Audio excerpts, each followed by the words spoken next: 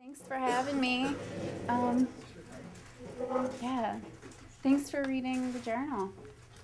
Greatly, humongously appreciate it. It's really important, and it was definitely extremely important for Derek to have his name, his story shared, and I think this is a perfect place for it to have happened. So I also sometimes forget to thank Buck, Mr. Harris, for making it happen. So My pleasure. yeah, it's good stuff. Um, is everybody here seniors? Seniors? Juniors? Juniors. Juniors? Pretty much this half is seniors and that half is juniors. The great divide. Yeah. Some people are getting ready to go to college for sure, and some people might be looking, or just next phase of life stuff. So it's very relevant because I think that's probably, and I might be speculating, but it makes an impact for that reason that you're at this phase of your life, and sharing a story like this is it touches a different place for different people. So what was my homework again? You're supposed to start by telling us what it was like to be with Derek when he was sick, and then lose him, and then your grieving journey. Yeah. It's a long, wiggly story, really. I always I think my story is always different in some ways, or I remember different things at different times. But Derek was diagnosed, as you know, our senior year, where a lot was happening, and Derek's diagnosis, obviously just changed the rest of my life. I did not think he would ever die, ever. And so it was one of those things that as soon as, things started to really turn, our relationship really turned. I mean, it wasn't just, oh, what do you think the next step is going to be? The next step was really about prepping for death. But before that, our connection obviously grew in a very different way. It was very mature, extremely precocious, in so many ways. And it just made me look at the world from a pretty soured place, really. That, I just didn't know how it would work, why that would happen. And I was very resentful, very frustrated, and that I would be left to handle all the cleanup and handle it for the rest of my life. But, and sometimes I still get to that place because my life isn't exactly the way I thought it would be. It's not bad, it's just different. So I still have flashes of it. It's very, very rare. It's usually when I have other things going on that I'm frustrated about that usually comes back. I start, completely deconstructing my entire life, and I'm sure people can relate to that to some degree. I don't know, you just start looking at what you've done and who you are, and so Derek being sick was life-altering, to say the least, and dying even more so. But just sharing a little bit about Derek is that he's the best thing that also ever happened to me. Just meeting someone who is so for real, so honest. So right now I feel like he could sit in this room and understand where we are, what we're talking about. But he could also sit with people who have, maybe 60 years of life behind them. So he fit into so many different places, and I do miss him in a lot of ways. And then I guess I'll stop. Is there any sort of questions at this point? Yeah. How long does go now? So I knew Derek from the time we were in 7th grade. All the elementary schools come together. You join in middle school, and so I met Derek, and we actually knew each other before our moms knew each other. But it's kind of cute. Our meeting was the way I think everybody sort of starts meeting everyone from different schools. You're in gym class and you're pairing off. I remember pairing off in terms of height. Do you guys remember that? Did you ever do that? It was count off yeah, right? And so we were playing basketball, and I think Derek we were the same height in 7th grade, and because 7th grade, that's when I went to middle school. And so he was actually a point guard and I was a point guard. And I remember being like all like cute and clumsy and like, I don't know, flirtatious 6th, 7th graders. I don't know. And he's like, I fell in love with you right away. You know, like when we were playing basketball in 7th grade, it was cute. But we actually, because our names were so close, sat in classes together all throughout high school. So we actually were very, very close. Slowly, I think our relationship was really based on just, you know, being in a small community and sitting next to each other a lot in classes. And you would flirt, and it would be fun, and we would look forward to that class kind of thing. But our relationship really didn't start until right after we came back senior year. So it was really just for a few months before he got sick.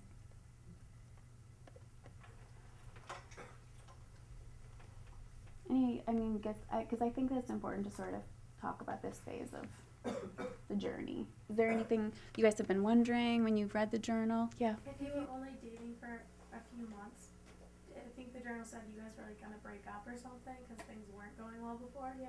But you were only dating for a few months, so it like didn't work together, or what? Do you know what? I think it was just like I don't remember exactly. I don't know what you guys sort of experience right now with relationships, but I think people going away to school and figuring out different things, and I don't know, it's also like, I hate saying it this way, it's the age. You're like, okay, I like you this week and I don't like you next week, and it's ridiculous. So we were probably like, you know, fighting. It was more like, I don't know. I mean, maybe it was as basic as, I don't know, like maybe we're better off being friends kind of discussion. Like maybe it was an attraction piece. Maybe it was, I don't know. Like I think I wanted to date other people. I'm sure he was flirting with, you know, and it was one of those things. I don't know. It's hard to almost remember some of the details of the fighting because it was eliminated like that. It happened so fast. It was like, okay, forget what we just said. That's the most ridiculous thing. And our relationship just jumped 1,000 gazillion feet ahead. So some of that got wiped clean pretty quickly that I maybe don't remember it super clearly. Did it feel like a burden to have your boyfriend so very, very ill? It was never a burden. It became almost a mission, which I immediately thought, and I still feel this way, and I know it's a built-in mechanism some people have and some people don't have, is immediately there's this, I never want my best friend to feel lonely. I never want that person to feel alone. I never want that person to feel like unloved, uncared about, and sick and alone. And something kicked in. So I wouldn't say, I mean, over time, like if we jump ahead like a year later and he's close to death, there's a whole period of time in there that I was in school and taking the train back and forth. And so I'd go to Wonderland and I have to be picked up because I didn't have a car in the city when I was in school. Or I'd have to take the train, so I was watching all these people, like, I don't know, I remember, because I was at Massard. Anybody know where Massard is? Yeah. So it's, like, right in the medical district there on Huntington, and it would require, like, I don't know, I remember going outside one day and all the freshmen are hanging out, like, smoking cigarettes and stuff, and, like, not that I, wanted to be part of it, but they were all making friends. They were making friends quickly, and I think freshman year, it's like a lot about like just meeting new people, and I felt very burdened that I did not have that opportunity. And I was also so sad and so caught up in my own microcosm of a life that I started feeling like misunderstood or too serious. People were like, "You're so serious all the time." Of course I am, but it was too hard because I didn't know them. And so it was like trying to make friends. I remember feeling very burdened at times, but also knowing that I also really looked forward to seeing him every time I got a chance to. So it was definitely like, it was both. It was both. I wouldn't do it differently. I would never have said, I'm going to hang out, you know. It never popped into my mind.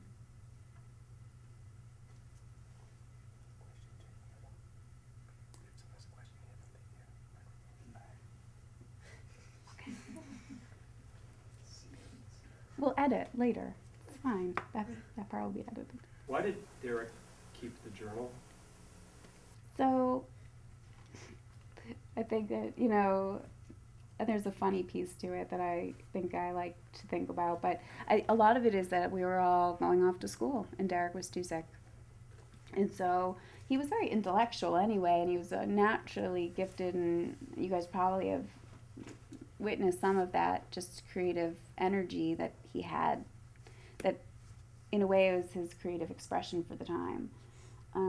But also documenting and sharing the story and realizing, you know, what does it mean to be a sick person in our society? What does it mean? And you know, we grew up with Brian, that he mentions in the journal, and Brian was sick as a kid, and he came to school and he had the chemo look. That's what we called it, the chemo look, the scary chemo look. And growing up, it was so scary, and it was much, I don't know if it was much more of a rarity, but cancer, childhood cancer, that look, that chemo look, it was... Brian DeRoche. Brian DeRoche. Not Brother Brian. Not Brother Brian. Not Brother Brian. If you remember the awards ceremony near the end of the film where he thanks his mom and dad, sitting behind him on the bench was Brian DeRoche, who had cancer in elementary school, Yeah. whose father had just passed away right around the time of that banquet Exactly. from cancer. Exactly.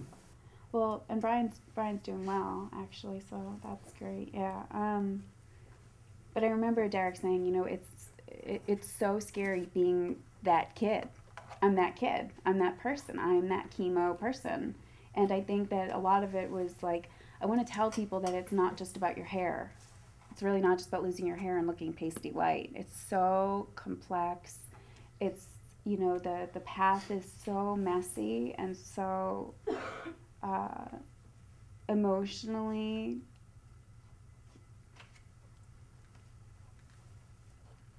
corroding, if you will, at times. So I think there was a piece of him that wanted to shout out and say, look, this is my life. There's so much more to it. And I think along that path he found out that, you know, the more he shared, the more he thought about, that he wanted, you know, it became a way for him to share his gratitude with the world and make some peace and do that. But I also think there was a piece of him who was like, I don't know, he was kind of like the cocky kid who was like, I'm kind of awesome, you know, I want y'all to remember me, you know.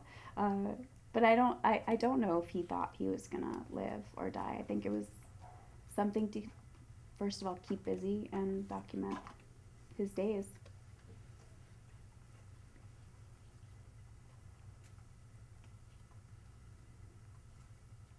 There must be things about the journal you've been curious about. I don't know. Anything else?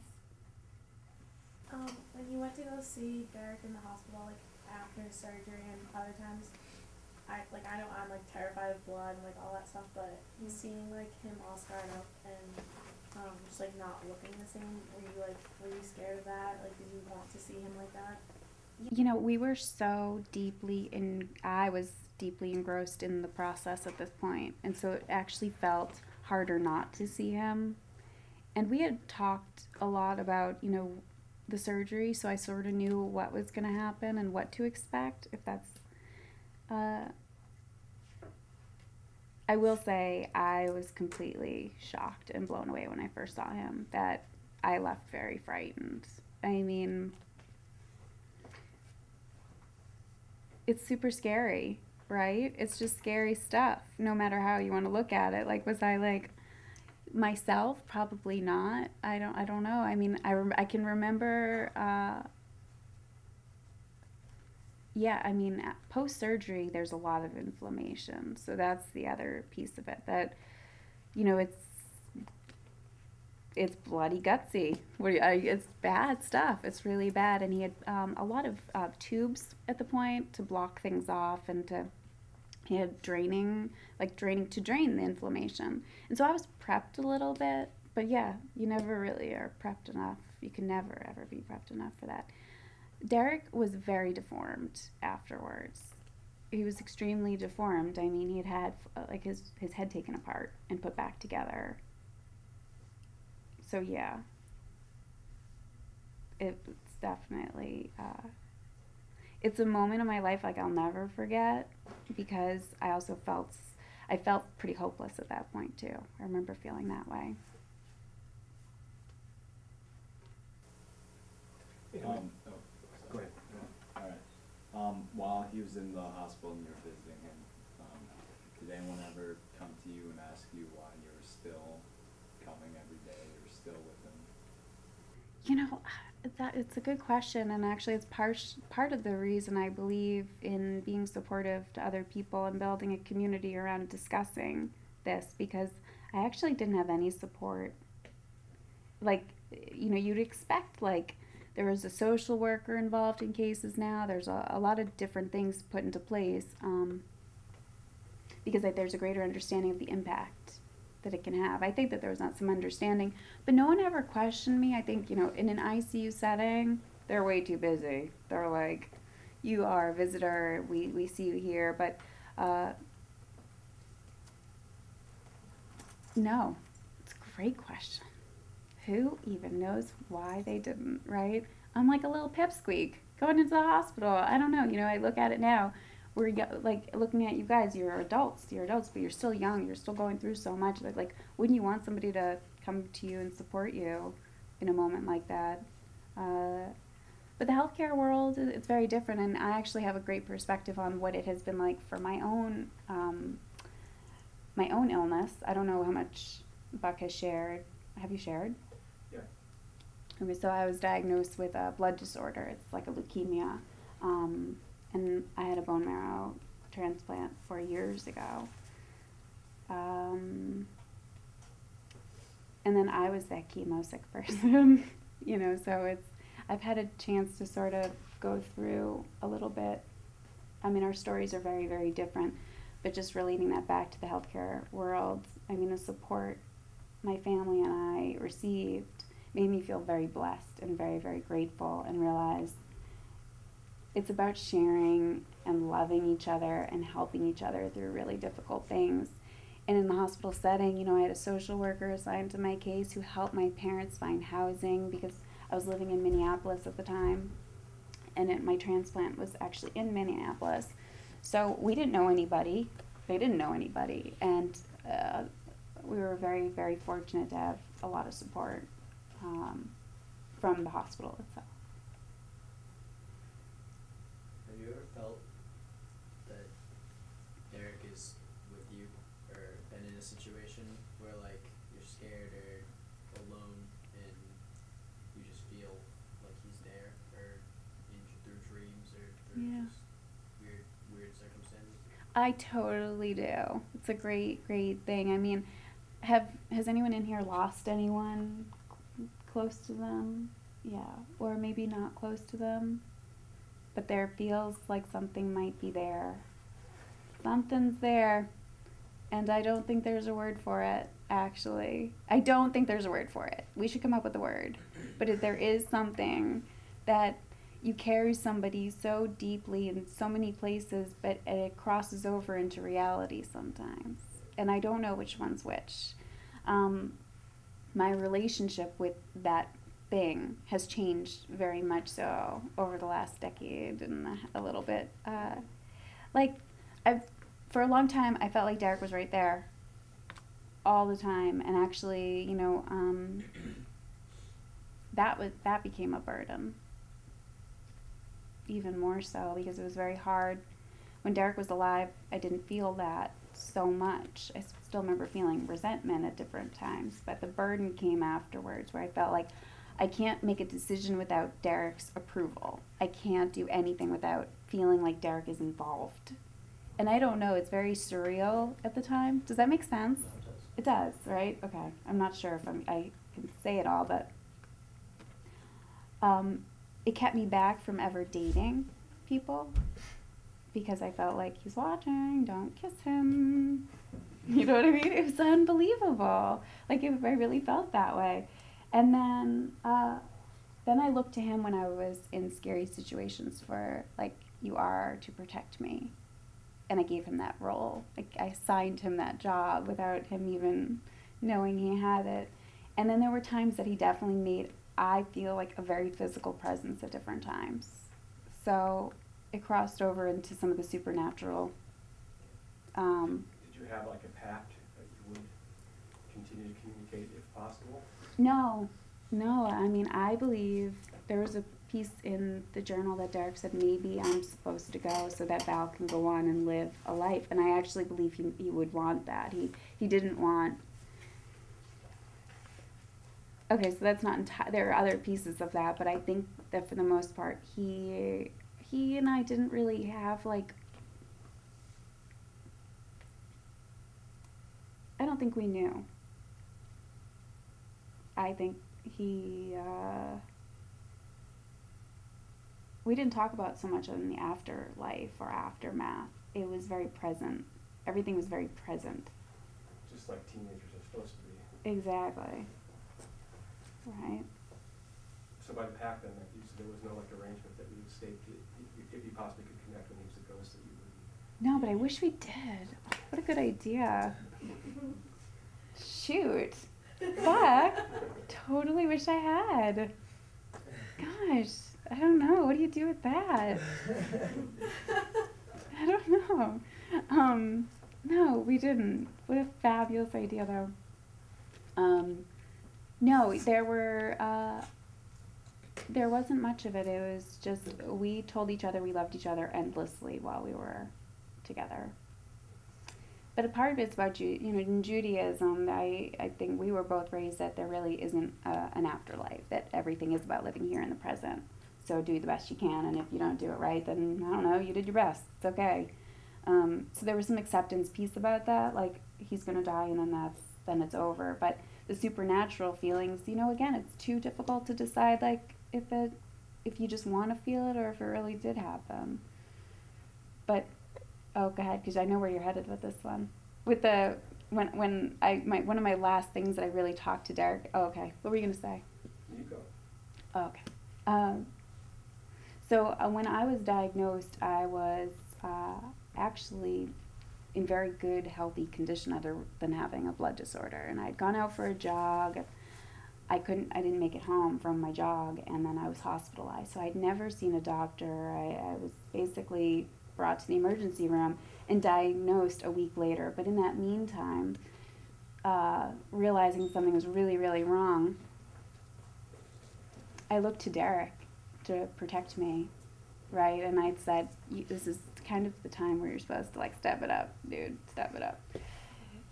And then when I was diagnosed, and the plan was that a month later I would have a bone marrow transplant, because I actually was given a 0% chance of living without it. Like, I didn't have any other, it was too late into the diagnosis, into the disorder, that my blood was no longer functioning, and I just wasn't going to be able to live without a new DNA.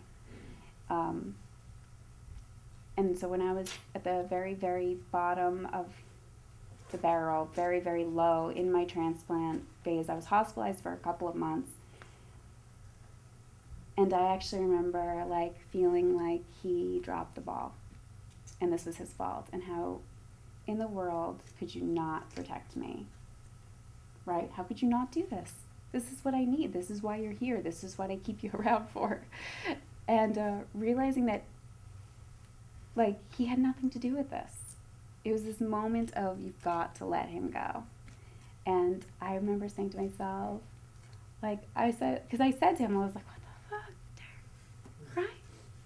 What is this? And then I said out loud, like, okay, crazy lady, this is not about him. This is about you, and this is about you now. So let him go. And actually getting sick totally allowed me to let him go. And it's really the first time I've been able to actually talk about him, is after sort of doing my own healing and about taking care of me, and realizing, like, I let 10 years of my life slip by thinking Derek was right there. It's a long time. It's a long time. so I can speak more freely about it without getting like extremely emotional. I mean, I still feel sadness, don't get me wrong, I still miss him, like I said, but it's a very different thing when you are sick yourself or you go through your own set of struggle. So, but around about October, when he realized that the cancer had returned after his surgery, he was deformed. The pain was intense by his description. How did he change, or how did he process that, or?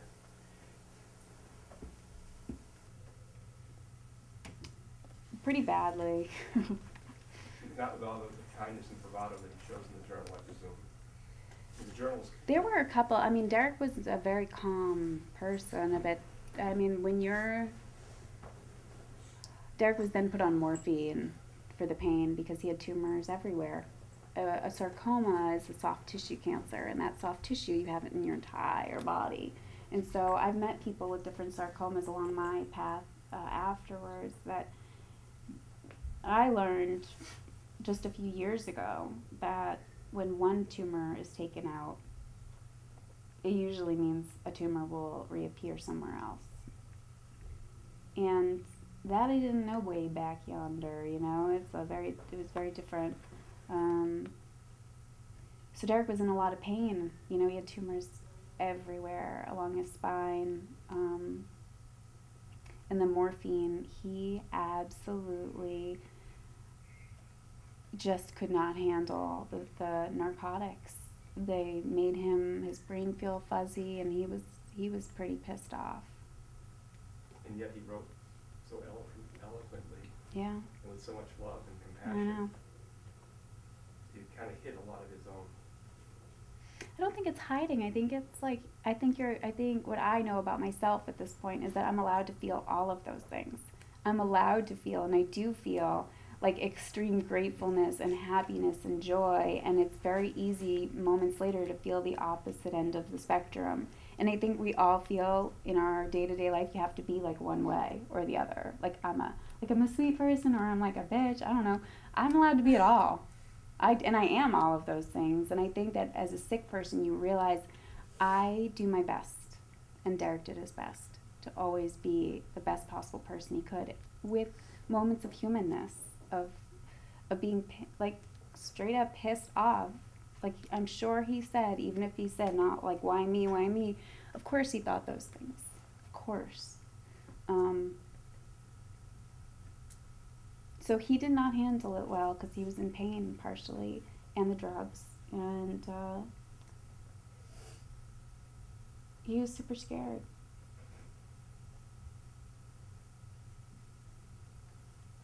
When you first started dating again, did you find yourself comparing those people to Derek? Yeah, totally. Yeah, and now it's kind of crazy. You end up meeting a lot of people that are similar, or you're looking for those characteristics, or like and then some people are so different, you know. I can't even believe it actually, because it's like, what in the world? I don't know. I think first of all, dating is its own conversation. We could have that for hours, but I absolutely tried to compare people, or didn't mean to, but then did, and then I think I did a really good job of picking people that had some of those really important qualities.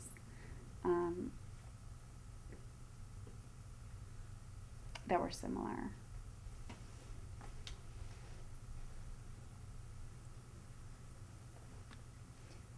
Val, towards the end of the journal, Derek talks about how he couldn't face another surgery. He couldn't do it again.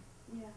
But prior to that, there must have been a whole process, particularly with the surgery, and of the struggle, the internal struggle to go through this, to save his life. And I would think you might have had some of those discussions with yourself through your illness about that. How far am I going to go, and what am I going to do? And yeah, I think I still am. Quite honestly, I still go through a lot of that. I was very fortunate to be part of a cancer support group. where, and I still see a therapist I talk about these things all the time. She's seen me from the time of about a year after my transplant, because survivorship is its own thing, really. But from the time of complete illness, like really, really, really sick, I actually begged to be taken away. I begged. I said, I am not trying hard to live here. I don't want this. And then I realized, you're here. You're totally here, and it's not for an accident. You know, so my heart has really opened up, but in the meantime, there were times where, and I still go through this. I think what I mean by that is I still say, well, I could relapse. You know, I've been told, you're in the clear, you're good, you're wonderful, go for it, live, do all those things. But then I say, you know, I've met people who've had a couple transplants because the first one didn't take, or it's the same thing. Would I do it again? You know, it's those things. What are you willing to do? And it's amazing because one of my oncologists had said to me, you'll forget how difficult it was. I said, that's a lie. I do not even believe you, and I still don't, because I totally remember. You know, I've forgotten a lot, but I think that there's the, what are you willing to do to live? A lot of it you don't have control over, because from my point of view, you're supposed to be where you're supposed to be when you're supposed to be there. It's the way I live. Did Derek? I don't know. I mean, I think everyone has to live with that to a certain degree. What are you willing to put up with this in the big stinking world? There's a lot that comes at you. It just seems it's extremely potent.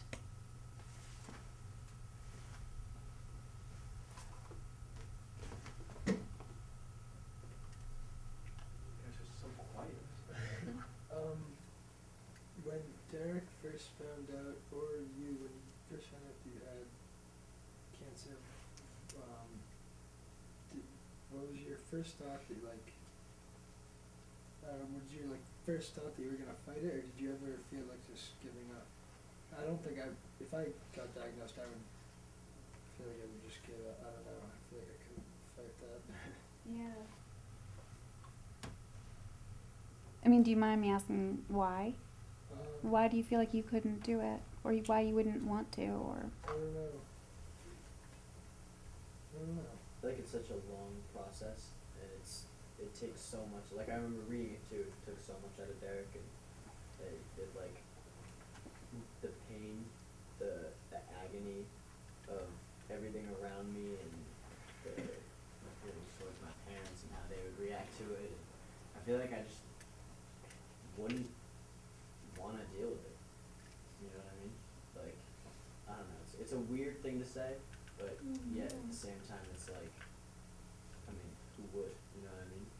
And yeah, there's that chance you would live, but like, I feel like I just wouldn't want to deal with that process. Danny, what do you think is the most important lesson you're going to walk away from this journal with? Value of life. Definitely. That it can happen to anyone. I mean, Derek, like, the fact that we saw what he was doing, the Spice Guys, like, we did that. Yeah, We did that in the junior show. Like, not that specific thing, but we did. It looked the same, it was just a different, like. it's a different generational song. It could happen, yeah, like, it could happen to anyone.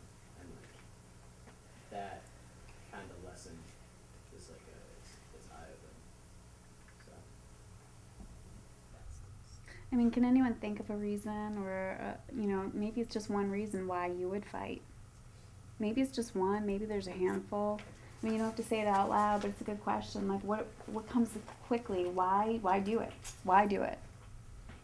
And then it's very easy to come up with reasons why not to just as fast. You know, I think that's. I know it sounds. Okay, this is totally on videotape, so I feel so like I don't even know if it's politically correct. But I was in the Midwest. Does anybody know anything about the Midwest? Yeah. It's kind of a funny place. I'm just gonna say it. I was in the Midwest. I'm obviously a New Englander. We're a little bit feistier, and like we everyone's speak so our nice up mind. there. Everyone's very nice, but it's also kind of like I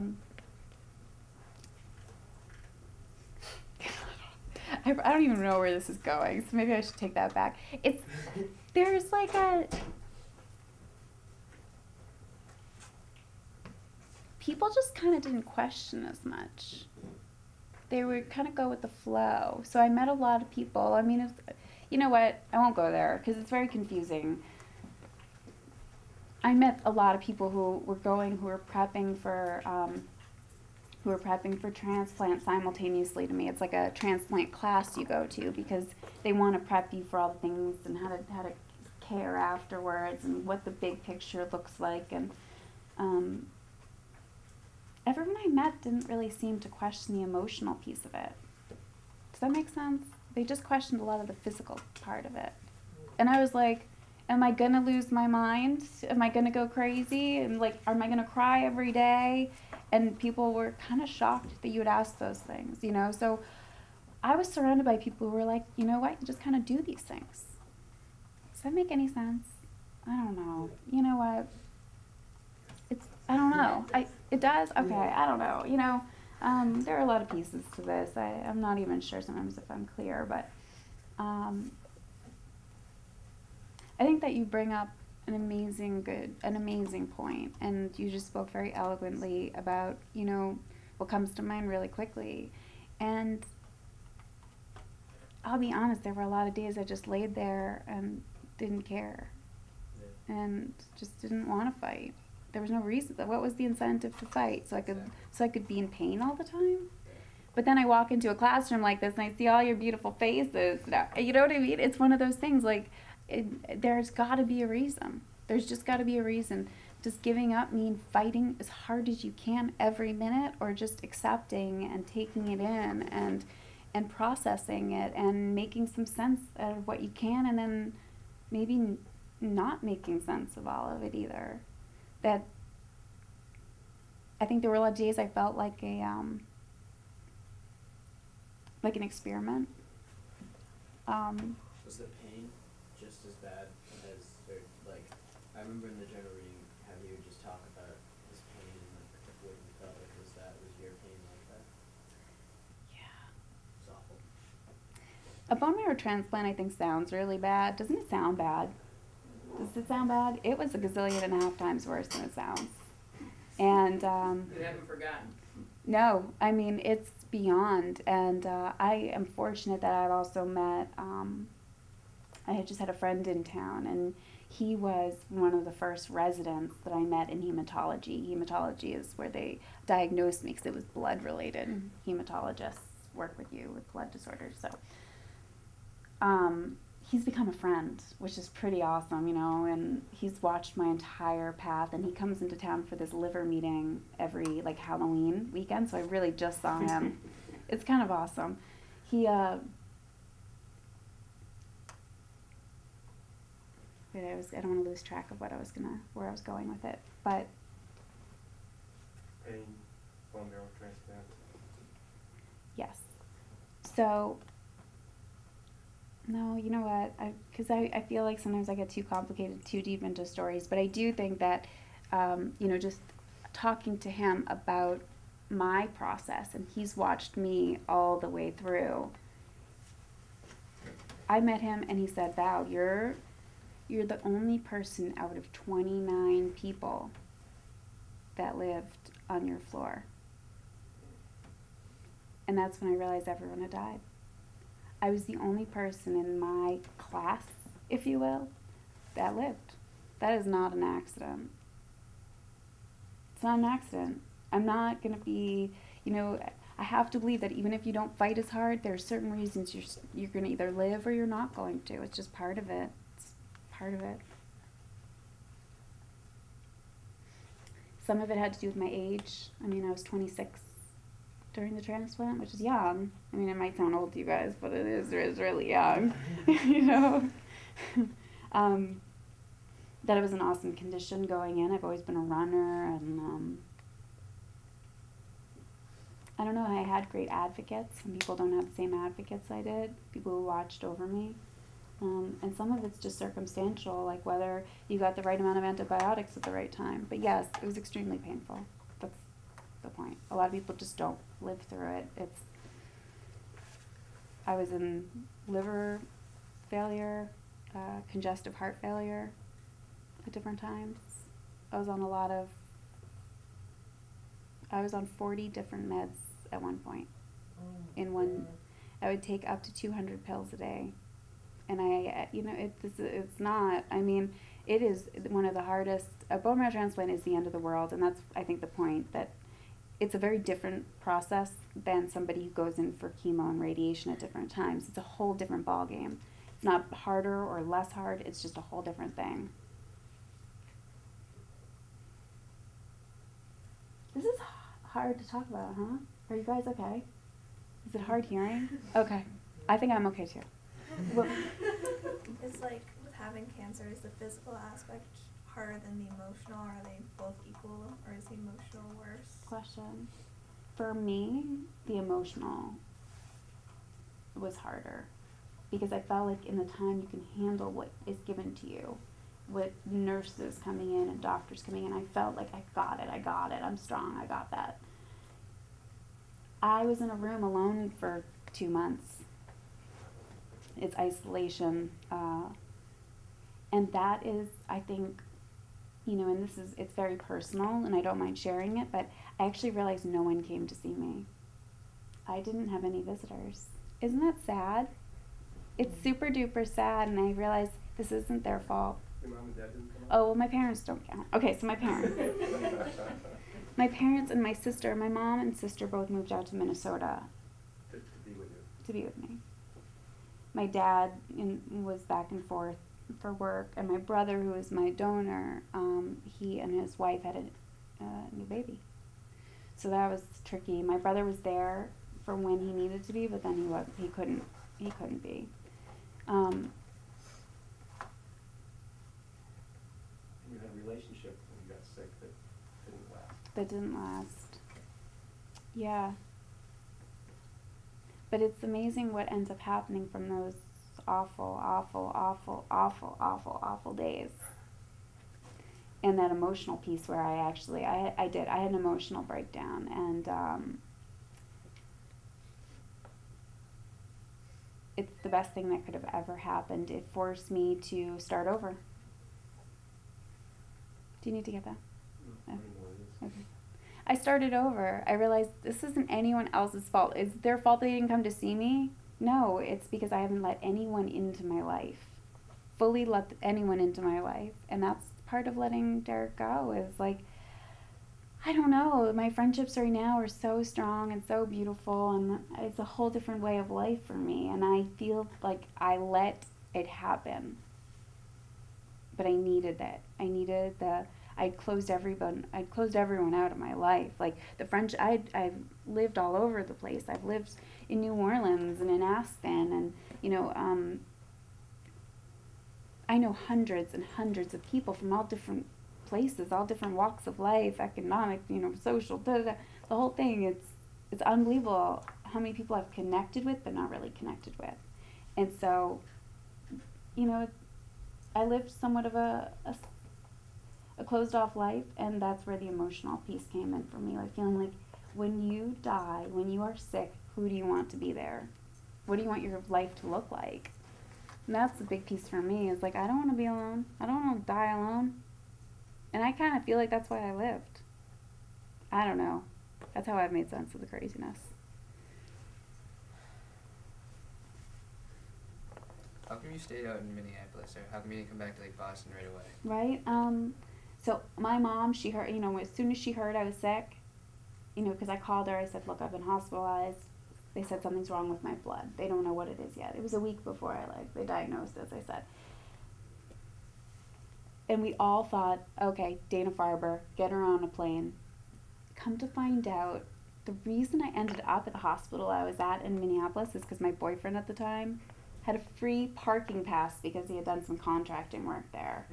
So he was like, let's bring you to the hospital or get free parking. I was like, what is that? So I ended up at one of the best hospitals for transplants in the entire country. Can you believe it? I mean, the blessings that come down, I don't think that, I'm not talking about God, I just think that it's like about the way of the world. Like, it was the third best place in the United States for a bone marrow transplant. They had done the first transplant in the United States ever, which it's remarkable. How could I have been in a better place? So they also decided, look, we know exactly what we're going to do here.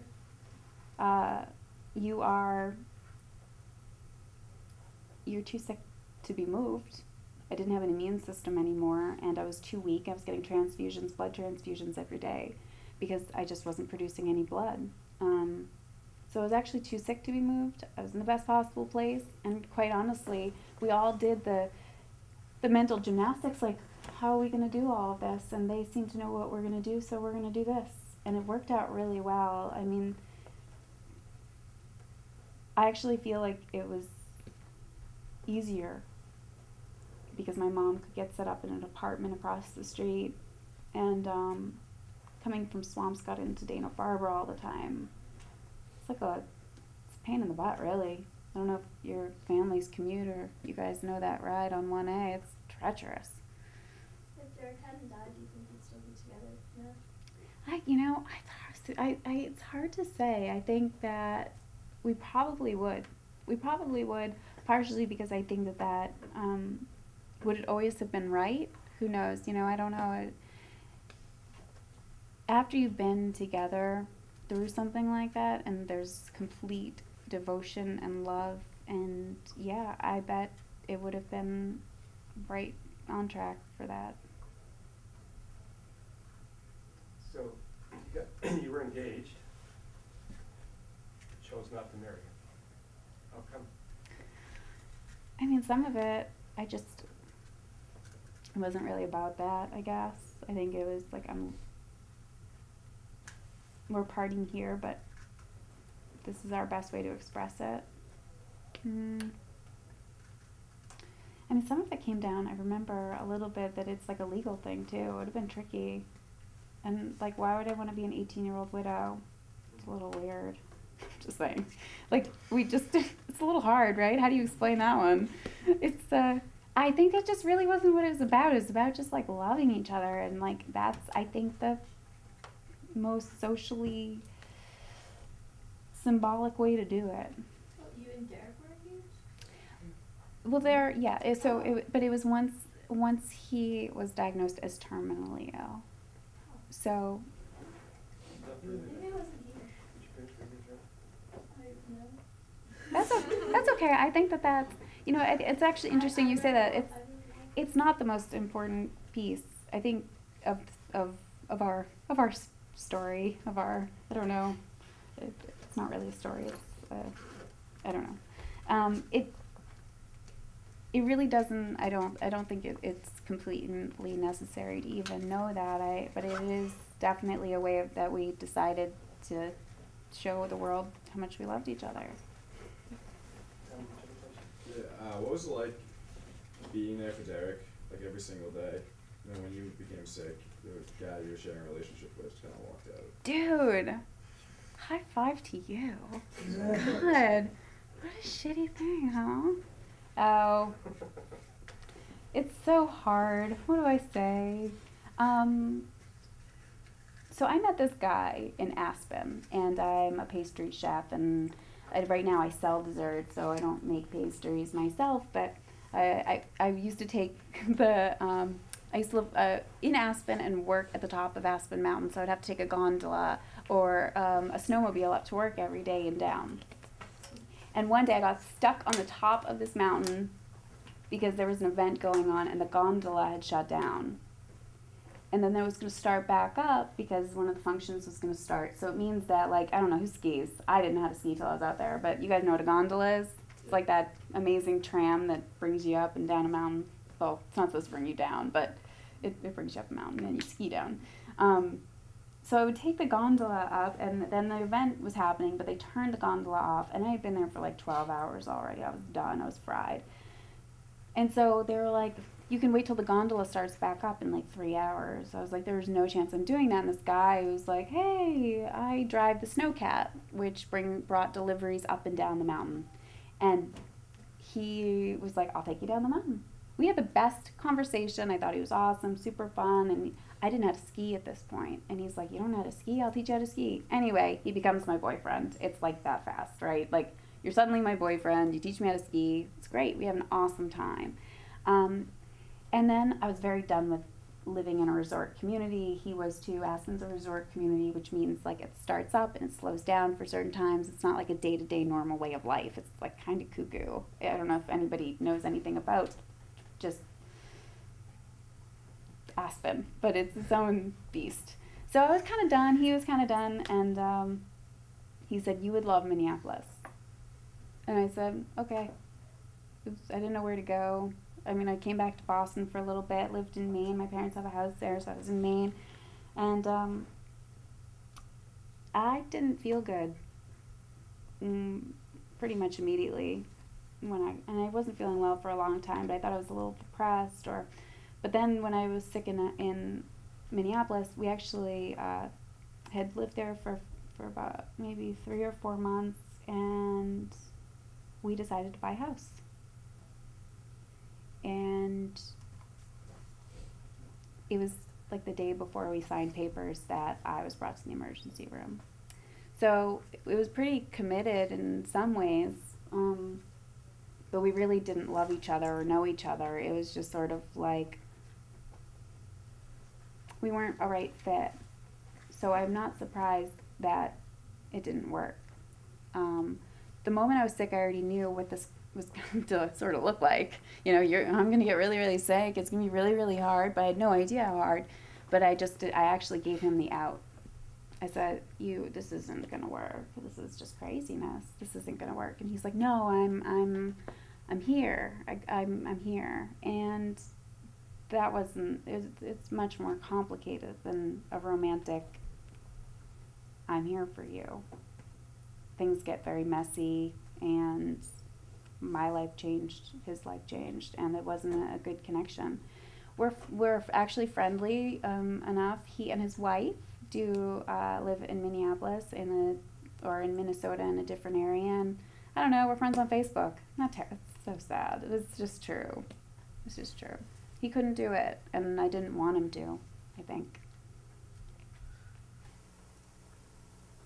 So I didn't tell you guys about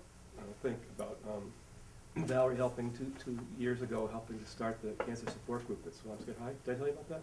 No. She made the same presentation. Mr. Reed and I were teaching a class together, the health and media class, in the large instruction room. We had like 60 students. It was crazy. And Victoria Capone, remember Victoria? Yeah. Who had been talking about wanting to start a cancer support group because there was a lot of cancer in her family, approached Val afterwards and said, she was like this beautiful little angel that walked out down those steps. I was like, my God, this girl is gorgeous. And she like walked up to me and she's like, I'm so glad you're doing this because my dad had cancer and now my mom has a brain tumor. And no one talks about it here. No one talks about cancer, and I've always wanted to start this support group. And I was like, you got it. You totally got it. I'm on it. Let's do this. And so we did. I gathered the people that needed to be gathered, and Mr. Healy and I and Buck all met, and some of the plans had shifted a little bit. And it was pretty amazing to bring people together that just needed to like sit in the same room together. Some people did not say anything, and I've been part of a cancer support group where somebody like doesn't say anything the whole time, and they get so much out of just coming to feel like I don't need to do anything except to show up. It's awesome. And there's a mutual understanding that it's hard, whatever it looks like, and we would do like a check-in, almost like, what'd you do this week? How's your mom? How's your dad? What's going on? And we lost parents, for sure. So the following, I think it was August, I'm home up in Gloucester. It's a Sunday afternoon. My cell phone rings, so I answered, and it's Val. And I said, what's up? And she says, well, Victoria's mom just passed away. I thought to myself, how cool is this? I mean, I was pretty close with Victoria over the 4 years because she confided in me as a freshman all the stuff that was happening with cancer. But how cool is this that Valerie Rosenberg is calling me to tell me that Victoria Capone's mom has died? Because it suggested this connection that you all had made that was so profound and so important to them. And you go to all the wakes, they call you. There's a community. I mean, and it's one of those things that they say, the gift of cancer, and I sometimes want to punch people in the face when they say it, but that's okay. I mean, you can say it. I say it. But one of the gifts is that you do form a community. People who struggle together have an understanding. And it's really, I don't ever underestimate that power of community in those situations. When the girls, there were guys, you know, when we lost a parent, there was this understanding, like, can we all just sit together? When I have lost a lot of friends in my support group, and I still see people just to sit together, and we have gone and sat at all the wakes and all the funerals together, and we talk.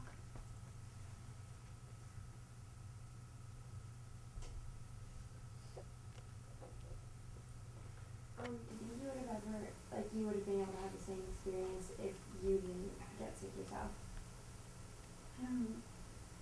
Say one more Like, do you think that, like, looking at Derek's situation, you would have been able to done the same as, like, having your own situation, like having to deal with it yourself, like being sick?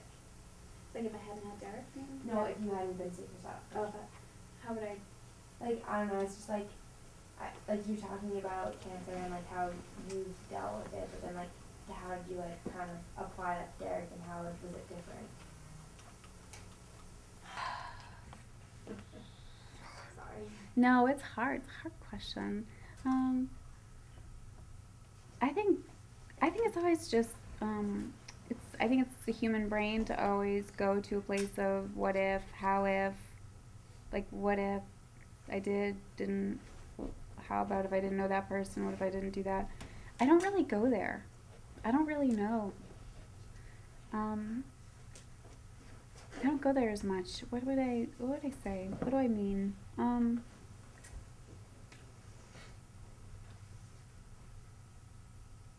I think I'd still, if I didn't get sick, I think I'd be a crazy person. Because I'd always feel like something was unfinished. And I was able to finish Derek, like I said. Like I was, not like, I've allowed that relationship to change. And so I think if I didn't ever have that moment, that breaking moment, maybe it would show up in a different way, or, I have no idea. Can I say I don't know to this one? Yeah. Okay, free pass? Can I have one free pass? I might have to take it. Okay. So you got put in your hour? I know, but you know what, I cleared it, I don't, so tell me what was happening here. Are we done? We don't have to be done, but I wanted to ask, Danielle, would you be willing to read your reflection? Want me to?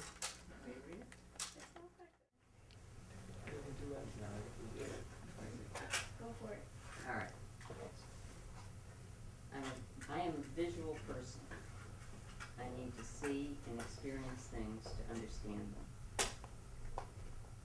As we... Do you want me to read it? Absolutely. There you go. Wait a second, so first of all, this is very courageous, so thank you. I appreciate it. It actually kind of makes me smile already, so it doesn't matter what you say now. Okay? Does that work? Yeah. Okay. So we had deeper reflection on like the whole journal and everything. So myself always gets picture reading. Because you're brilliant, maybe? Okay. I'm a visual person. I need to see and experience things to understand them. As we read Derek's journal, I read it, comprehended it, and was moved by it, but it was not until the video that Alex produced that I fully grasped the whole story.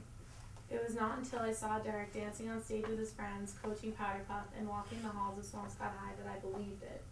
And it was not until I saw the pictures of Derek's best friends with him that I cried. It is all too similar to my life right now. Derek looked so much like all of my best friends who got on that stage in front of our school and did a similar dance to his, who are the coaches of our Powder Puff team and who I take pictures with and love so much. When I saw that video, I felt like Derek was my friend that I had just lost. I could feel the same love that his friends felt for him because I felt like I knew him. I know that if I was in high school in 1998, I would have been friends with Derek because he is so much like all of my friends. It was terrifying to think about. I looked over the room at Tommy, who was my best guy friend, and started crying because even the thought that death at this age is possible made me immediately appreciate him so much more. I thought of my sister and how lost I would be without her. I could not imagine losing someone at this age, nor could I imagine going through what he went through. But I'm trying not to think of Derek as sickly. What I will take out of this story is Derek's amazing personality, which I so much appreciate, and what a great person he was. I will try to live life letting people know that I love them and appreciate every relationship, because Derek taught us that love is what really matters when life gets hard. Derek's story has touched me so much.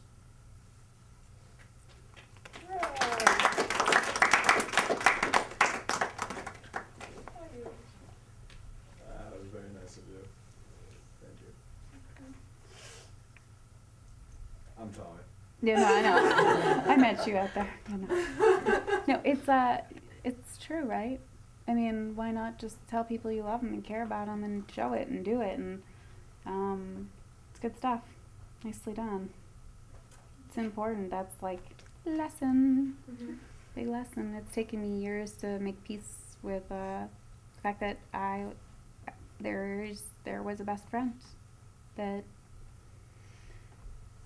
just isn't anymore. You know, I've had other friends come in and out of my life, and I value those in a different way, and each friendship is important in recognizing it while it's happening, while that friendship is there.